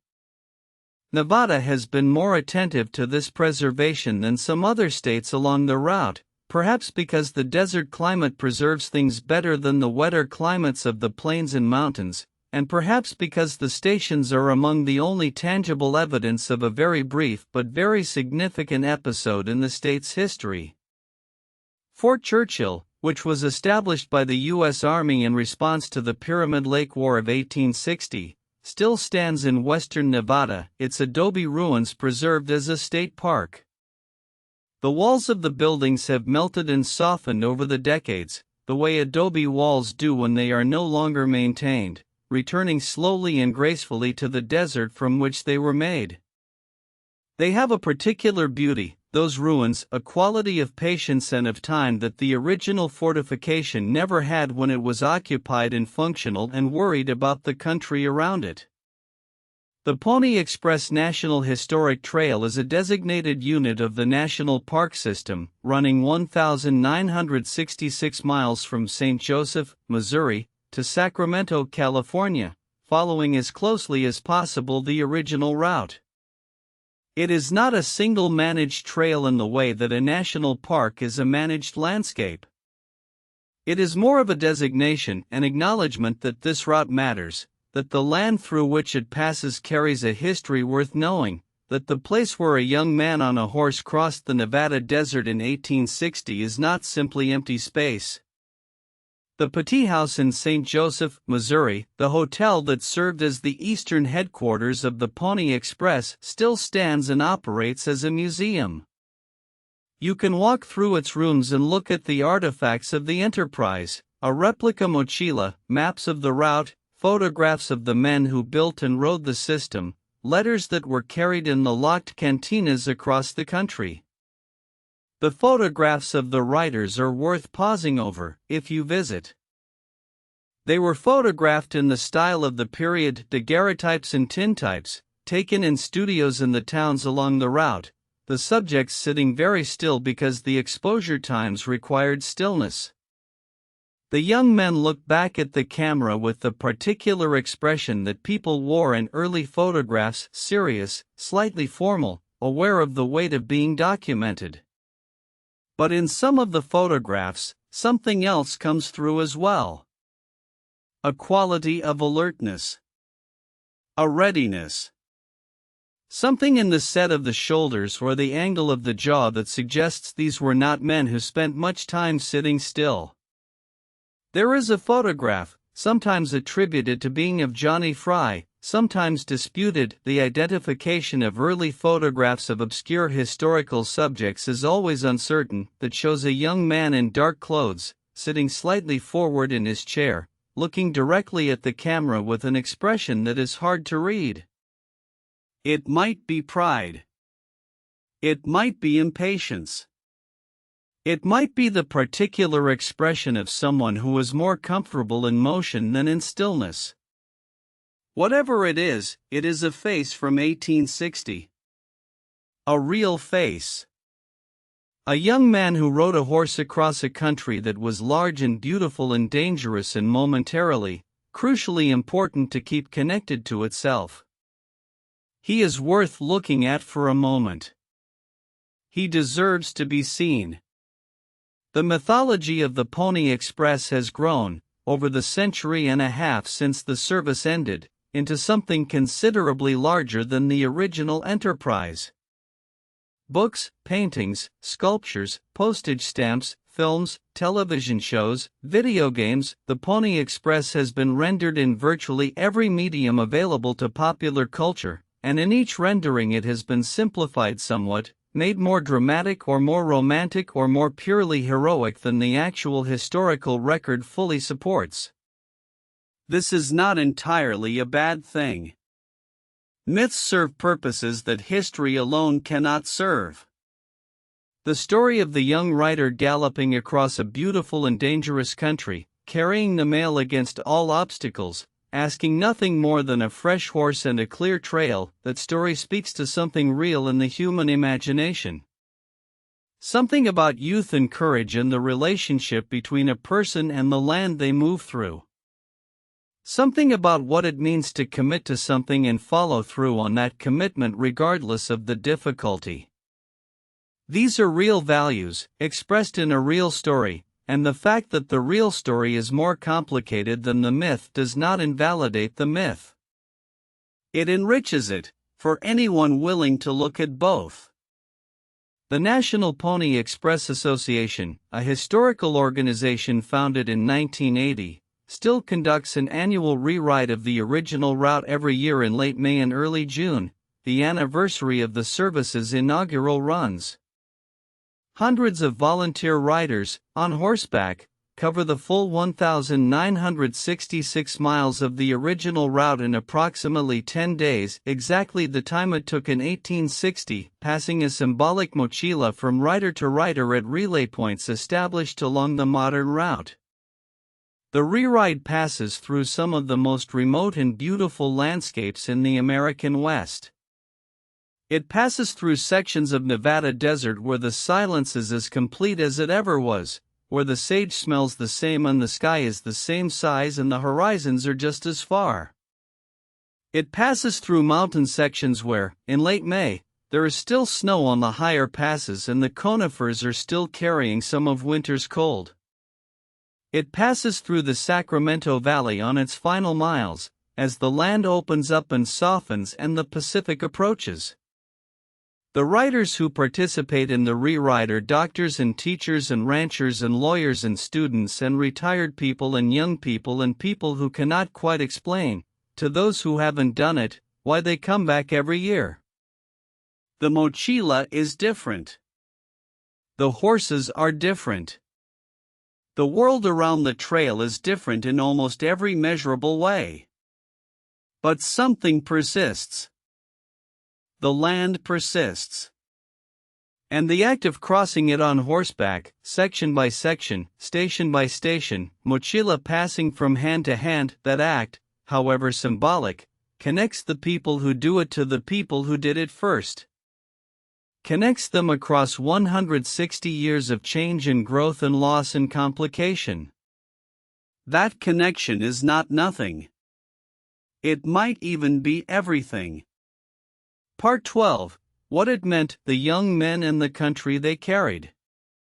In the spring of 1860, when Johnny Fry put his horse to a run west of the Missouri River and the first mochila began its journey toward Sacramento, the United States of America was a country that did not yet know itself fully. It knew its ambitions. It had always known its ambitions. The ambitions had been enormous and often contradictory and had been driving the country westward for decades. The ambition to occupy a continent from coast to coast. The ambition to connect those coasts in something more than geographic proximity. The ambition to be a nation, rather than a collection of states and territories and competing interests loosely held together by a shared name. It did not yet know whether it could achieve those things. The fracture lines running through the American project in 1860 were deep and old and had been deepening for decades. The question of slavery, of whether a country founded on a declaration that all men are created equal could sustain a system built entirely on the premise that some men were not, was no longer a question that could be deferred or managed or legislated around. It was about to be answered in the most violent and costly way imaginable. In this context, the Pony Express was something more than a mail delivery service. It was an act of insistence. An insistence that the country could hold together. That the distance between Missouri and California was not so great that the two places could not be part of the same enterprise, the same conversation, the same political community. That a young man on a horse, with enough skill and enough courage and enough commitment, could thread the distance in 10 days and keep the connection alive until something more permanent could be established. The something more permanent, the telegraph, the transcontinental railroad, and eventually all the technologies that came after arrived eventually. But the Pony Express arrived first, and it arrived at the moment it was most needed, and it did what it needed to do. 18 months. It is a very short time. For a business enterprise, a brief and failed one. For a piece of infrastructure, barely worth mentioning. For a moment in history, barely a footnote. And yet, the 18 months of the Pony Express included the election of Abraham Lincoln and the secession of the Southern states and the beginning of the Civil War and California's decision to remain in the Union.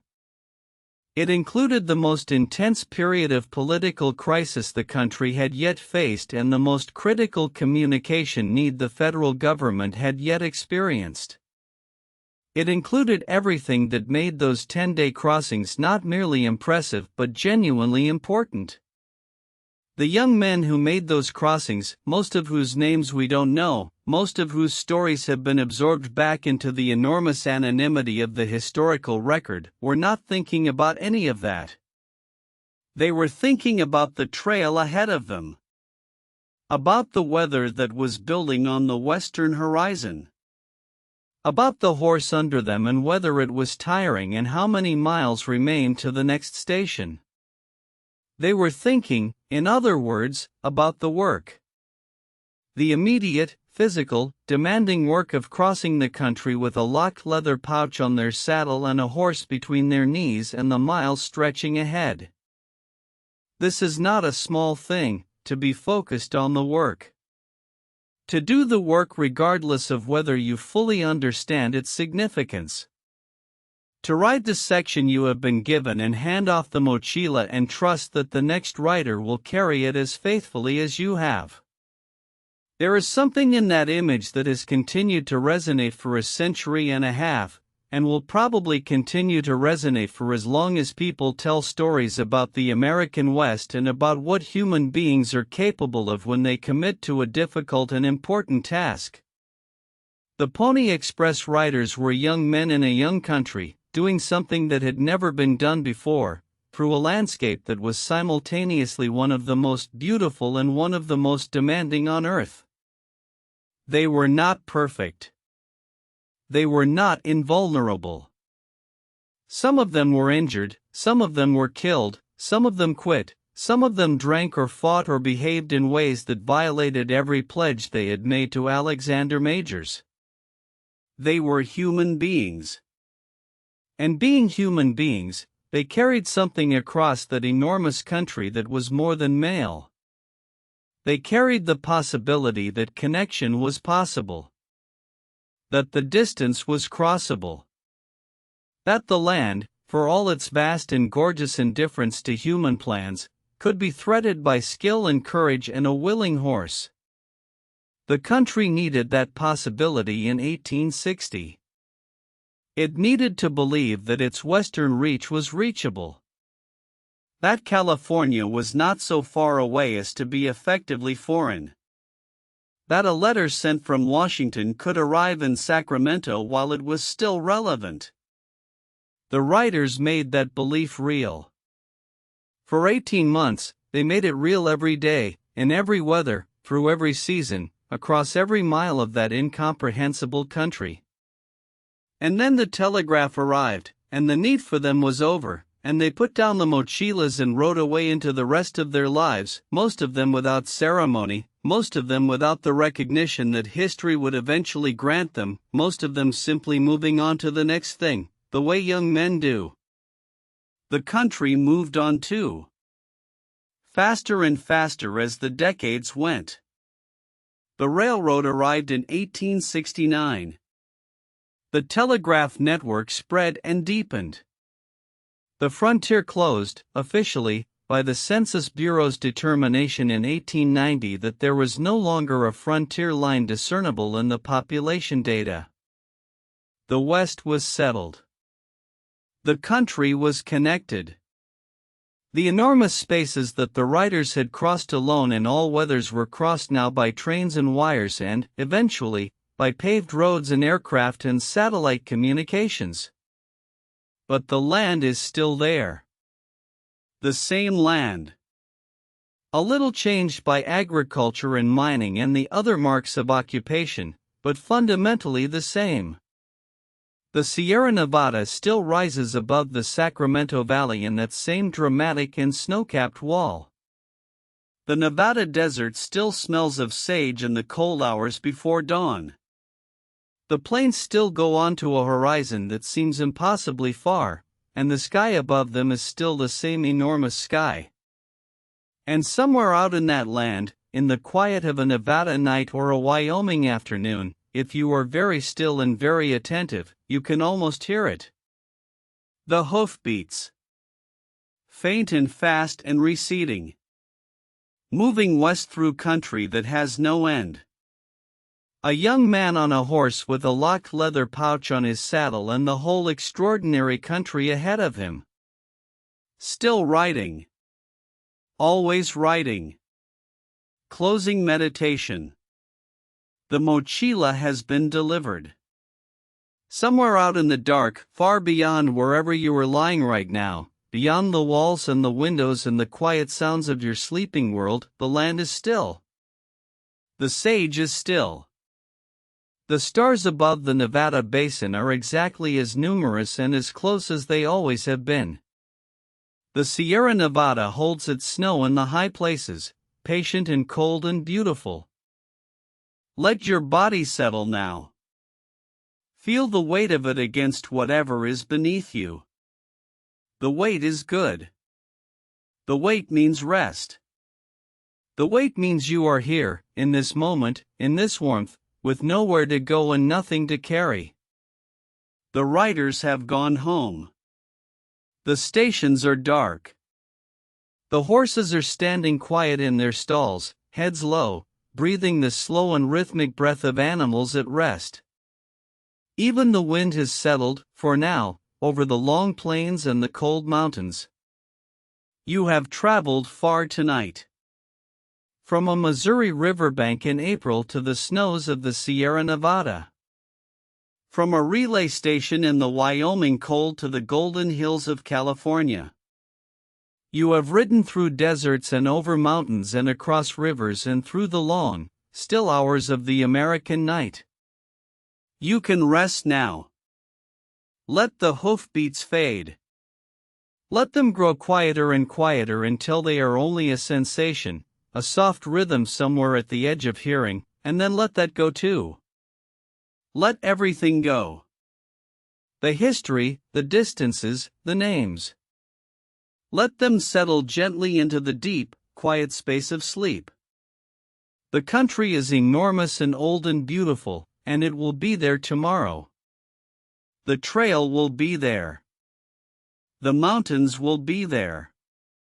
The riders will be there, in the deep memory of the land, always. But right now, there is only this. Your breathing. The warmth.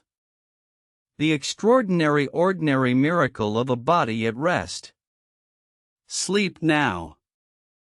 The mochila is moving. Someone else is carrying it tonight. You have done your work for the day. Rest. If you're still awake, that's okay. Just close your eyes and let the story carry you. Subscribe to History for Sleep for a new story every week. Sweet dreams.